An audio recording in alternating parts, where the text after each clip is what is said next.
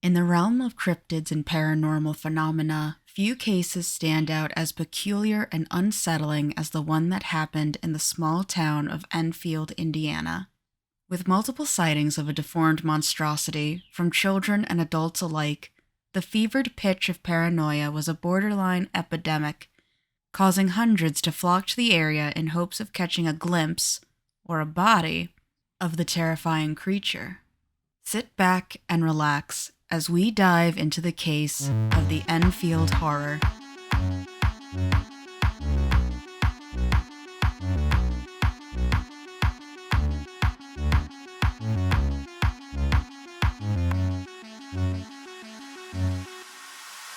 Hello everyone and welcome to Wicked Encounters, where we explore just what goes bump in the night. I'm your host Allie, and today we're taking a look at the Enfield Horror. Alien, demon, a redneck who drank too much swamp water, or genetic mutation, the Enfield Horror is one of the absolute strangest creatures ever to have been documented. Sightings of the creature began on the night of April 25th, 1973, when a young boy named Greg Garrett was playing in his backyard when a bizarre creature attacked him. Garrett was able to get back to his house, where he told his parents he was attacked by a monster. He described it as having no less than 3 legs, grayish slimy skin, short claws, and reddish eyes. He said the thing stomped on his feet with 3 clawed foot-like appendages, tearing the boy's tennis shoes and clothes to shreds in the process. His parents contacted the police, making it the first recorded sighting, but it was the second one 30 minutes later that brought the Enfield Horror to people's attention. Henry McDaniel was a 50-year-old antique dealer who, returning from a meeting, found 2 of his children terrified.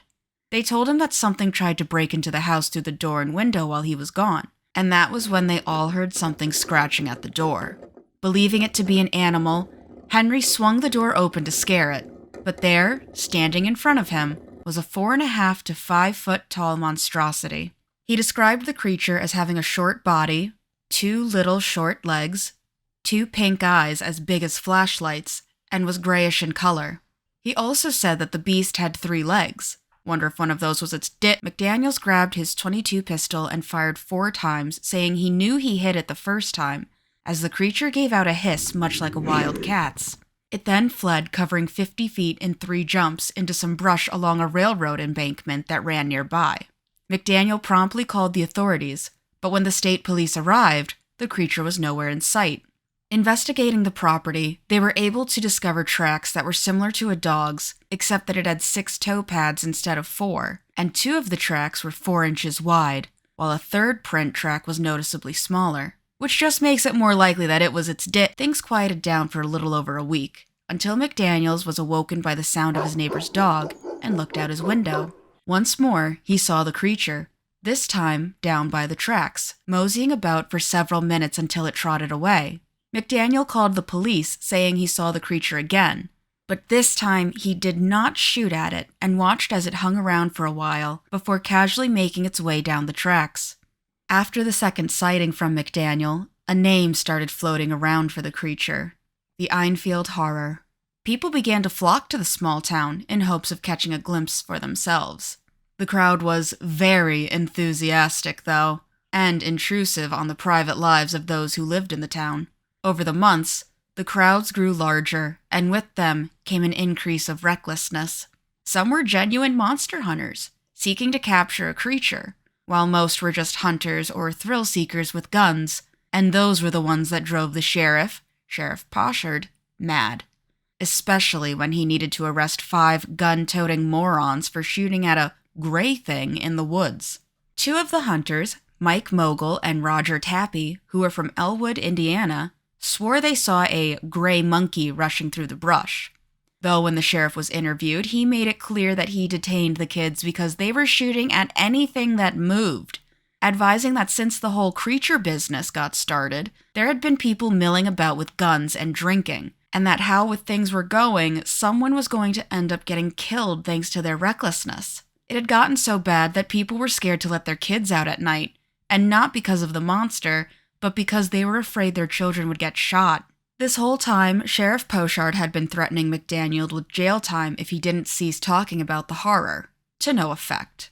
as McDaniel would talk about how strange things were happening in the town every chance he got, and to anyone who would or wouldn't listen to him. He claimed that there was more than one of these creatures, after saying he heard school children talking about having seen a gray creature only hours before he initially did, and that whatever they were, they definitely weren't from Earth. Fortunately, as more time passed, the hunters began to leave, and that's when 4 more people supposedly saw the Enfield Horror. If you haven't picked it up by now, I'm horrible with pronunciations, so if it sounds like I keep saying Enfield Horror differently, it's because I am. On May 6th, Rick Rainbow, the director of radio station WWKI in Kokomo, Indiana, was hanging out with 3 of his friends when they all saw something running through the woods near an abandoned house. The beast was around 5.5 feet in height, gray, and stooped over as it ran with an unnatural speed before it vanished from their sight. Rick Rainbow said he was able to record the creature's shriek as it ran from them on a tape recorder. But that was the last time anyone had seen the beast since.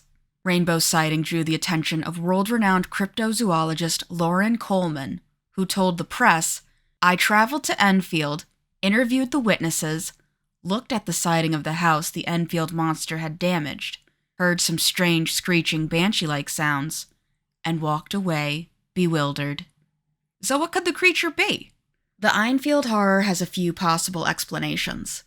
Some people think it could have been a wild monkey that had occasionally been spotted in the area since 1941.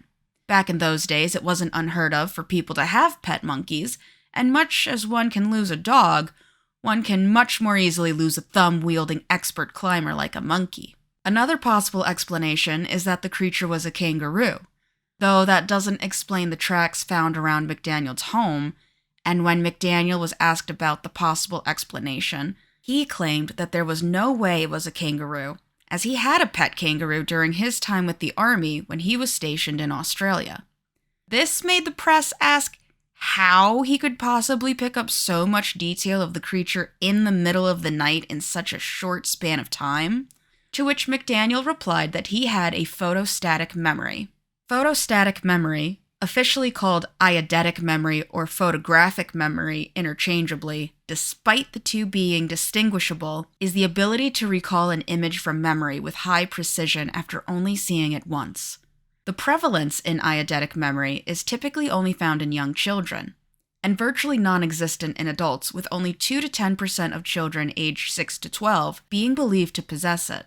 Now granted, there are some adults who have it, more than one being shown on shows, and they typically have some form of autism, but I'm pressing X to doubt on McDaniel's claim.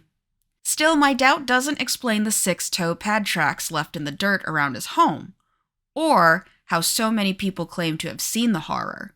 Though in 1978, 5 years after the first sighting, researchers at Western Illinois University analyzed the event and published it as a case study in Social Contagion. From their research, they found that there were no more than 3 first-hand reports that had subsequently been exaggerated by news stories and gossip, turning it into an epidemic. The study claimed that, in this area of southern Illinois, it is not unreasonable to assume Mr. McDaniel or the radio news team had actually seen an animal. People we interviewed framed the recent events in these terms. Their accounts admitted the possibility that large dogs, calves, bears, deer, and wild cats had been sighted.